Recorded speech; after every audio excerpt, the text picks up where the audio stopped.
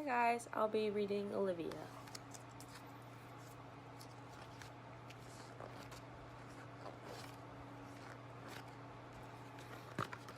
This is Olivia. She's good at lots of things. She is very good at wearing people out. She even wears herself out.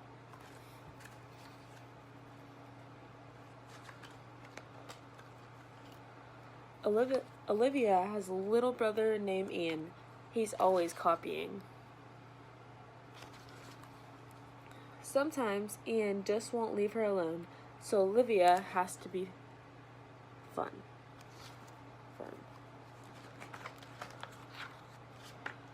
Olivia lives with her mother, her father, her brother, her dog Perry, and Edwin the cat. In the morning, after she gets up and moves the cat and brushes her teeth and combs her ears and moves the cat, Olivia gets dressed. She has to try on everything.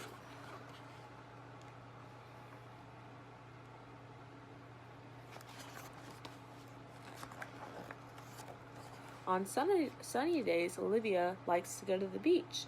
She feels it's important to come prepared. Last summer, when Olivia was little, her mother showed her how to make sandcastles.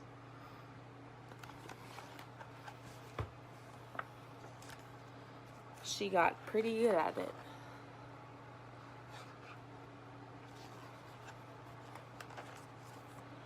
Sometimes Olivia likes to bask in the sun, and her mother sees that she has had enough. They go home.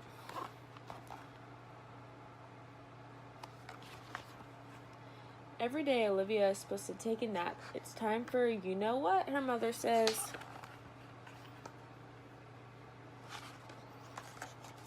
Of course, Olivia is not sleepy at all.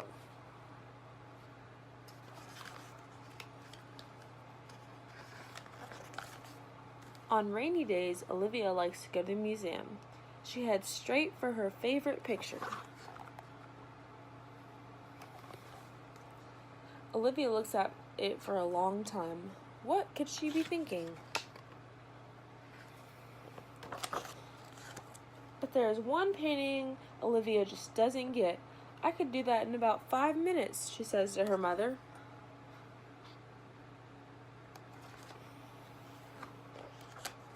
As soon as she gets home, she gives it a try.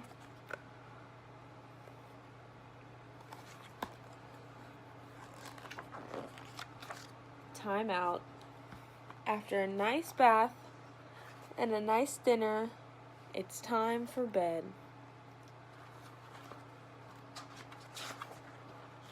But of course, Olivia is not sleepy at all. Only 5 books tonight, Mommy says. No, Olivia, just 1. How about 4? 2, 3. Oh, all right, 3, but that's it.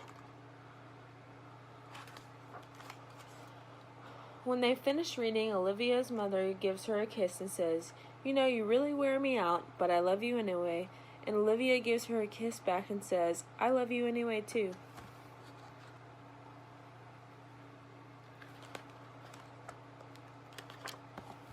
And that's the end.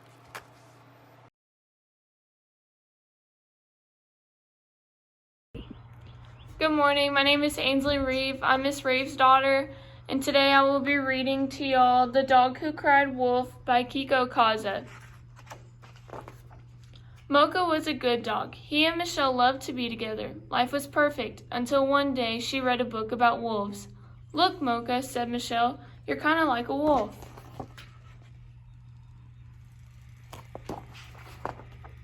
Wow, thought Mocha, I'm kind of like a wolf. But look how amazing wolves are. They run around free, hunt wild animals, and stay up late to howl at the moon.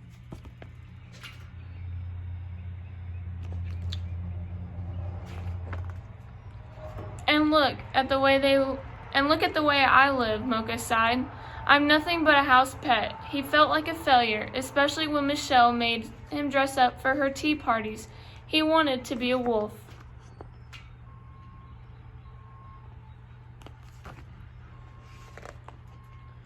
The next day, Mocha made up his mind. He snuck out of the house and took off for the mountains.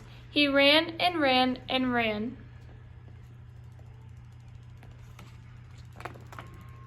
Until finally he reached a high mountaintop. "I'm free," he yelped, "free as a wolf."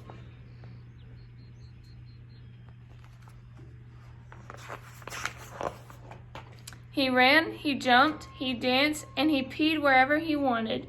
"Wow," he exclaimed, "the world is mine."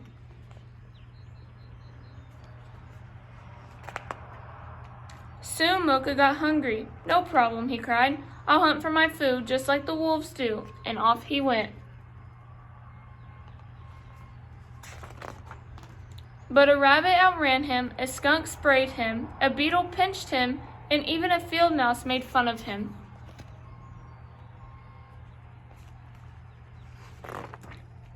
By nightfall, Mocha was miserable. He missed Michelle. "I even miss her tea parties," he mumbled. "But I can't give up yet. There is just one more thing I have to try."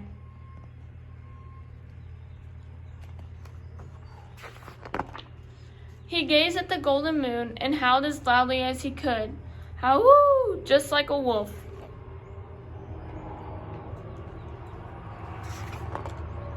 Suddenly something howled back.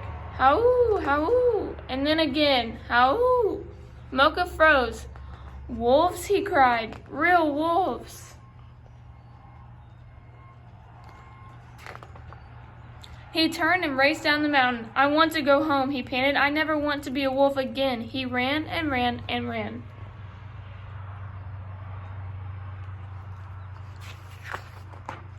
Until finally he reached the house he knew so well. "Mocha!" Michelle shouted as she dashed out to meet him.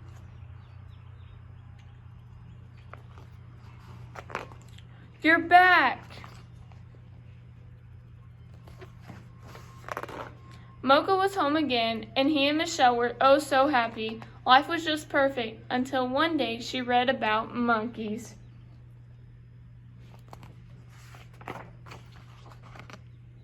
The end.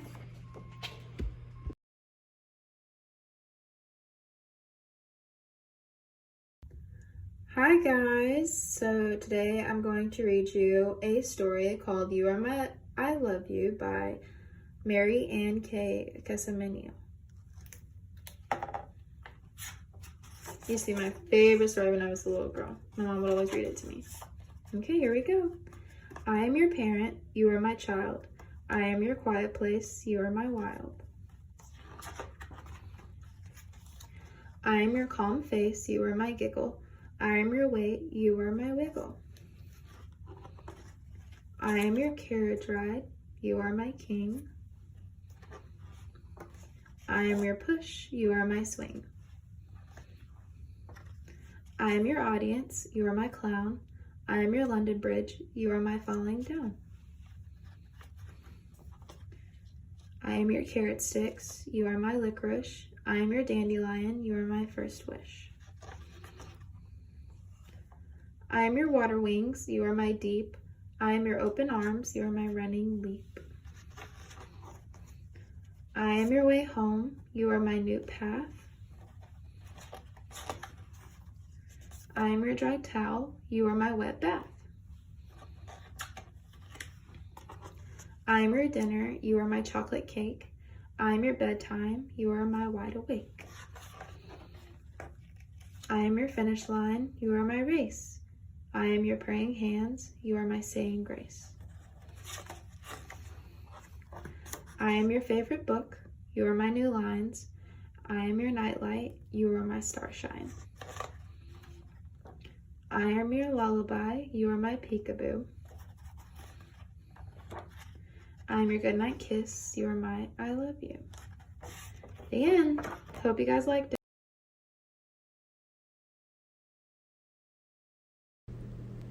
Kitty wants a box. This box is too big. This box is too tall. This box is too short. This box is too small. This box is too wide. This box is perfect inside.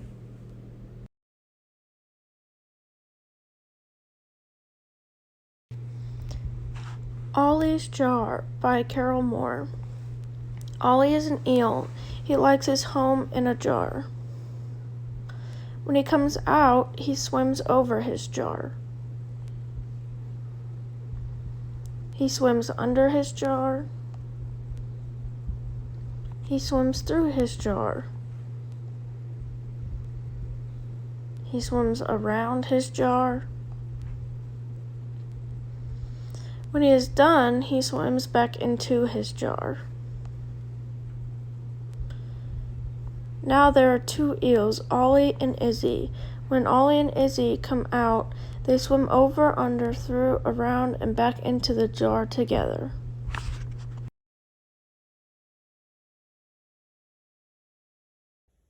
Mia Hamm, Winners Never Quit. Mia loved basketball. Mia loved baseball. But most of all, Mia loved soccer. She played every day with her brothers and sisters.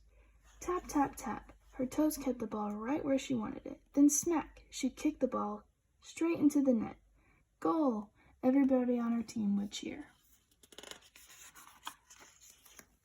But sometimes it didn't work that way. One day, no matter how hard she tried, Mia couldn't score a goal. The ball sailed to the left of the net, or to the right, or her sister Lefty, the goalie, saved the ball with her hands. No goal, no cheering. Too bad, Mia, her brother Garrett said. Better luck next time. But Mia didn't want better luck next time. She wanted better luck now. I quit, Mia said. You can't quit, Lefty said. Then we'll only have 2 people on our team.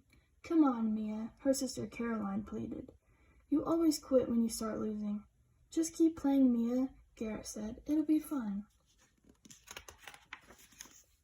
But losing wasn't fun. Mia stomped back to the house. Quitter, Lefty yelled. Mia didn't care. She'd rather quit than lose. The next day, Mia ran outside, ready to play soccer. When she got there, the game had already started. Hey, she yelled, why didn't you wait for me? Garrett stopped playing. Sorry, Mia, he said, but quitters can't play on my team. Yeah, said Lefty, if you can't learn to lose, you can't play. Garrett passed the ball to Tiffany, ran down to steal it. Tiffany dashed around him and took a shot at the goal. Lefty blocked it. Mia just stood by the side and watched. The next day, Garrett picked Mia for his team. Mia got the ball, dribbled down the field. Smack, she kicked the ball towards the goal. And Lefty caught it. No goal, no cheering. Too bad, Mia, Garrett said. Better luck next time. Mia felt tears in her eyes. She's going to quit, whispered Lefty. I knew it. Mia still hated losing, but she didn't hate losing as much as she loved soccer. Ready to play? Asked Garrett. Mia nodded. Garrett grinned at her. He passed her the ball. Mia ran down the field, tap, tap, tap, with her toes. The ball stayed right with her, like a friend. She got ready to kick it into the goal. Mia kicked the ball as hard as she could. Maybe she'd score the goal. Maybe she wouldn't. But she was playing. And that was more important than winning or losing. Because winners never quit.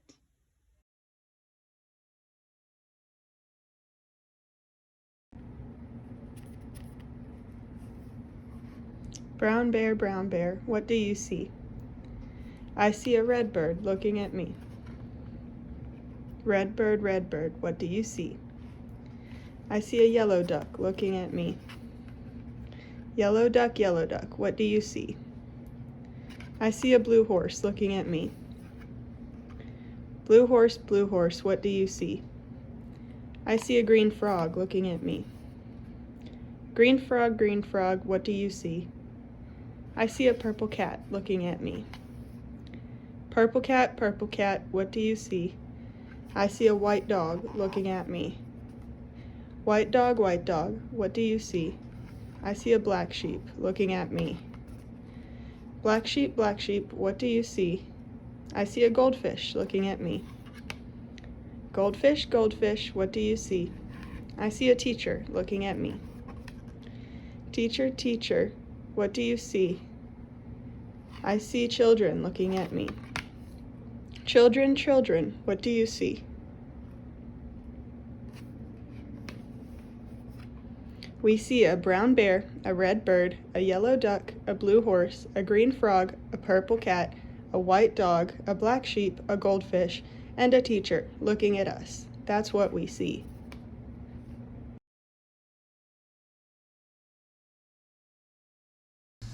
The Seed That Grew by Jade Matry. Once a girl had an idea. She rolled it, felt the shape of it, tasted it. When she could weigh it in her hands, she took and put it into the earth. The earth was soft and welcoming. She made it a bed there. She covered it over with the ideas that had come before, warmed it with her heart and belief that it could be something tall, something wild, something beautiful. She watered it with her sweat as she worked the soil, supporting the precious roots, the strong green stalk that pushed faithfully up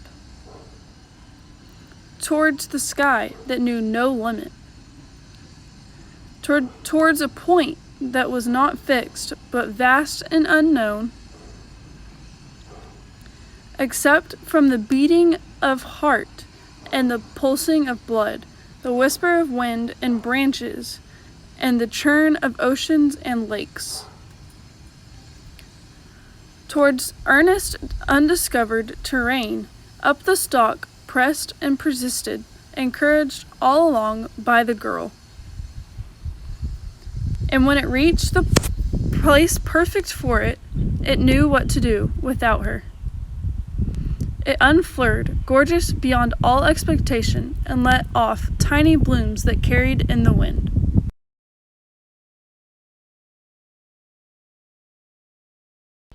The Brave Monkey Pirate. One day, the pirate Modi was out running errands with his mom. They stopped for groceries and ate peas at his favorite restaurant. Then the pirate Modi's mom said, "Oh yes, we need to stop off at the doctor's office for a quick checkup." The doctor checked Modi's heart, his blood pressure, and his knees. Then they explained that Modi would come back the next day and get a shot to protect him from scurvy or something. The pirate Modi did not like shots. That evening his father came home and Modi told him all about the visit to the doctor. Modi's father said, "Modi, I know of something that can help you. Take this map and my fastest pirate ship and find it." So Modi followed the map through the wild seas and climbed up volcanoes filled with fiery lava and sneaked past creatures so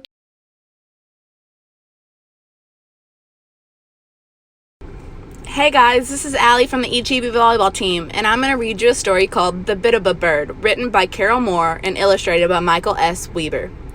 There are birds like no other birds, because they are not real. The bit of a bird.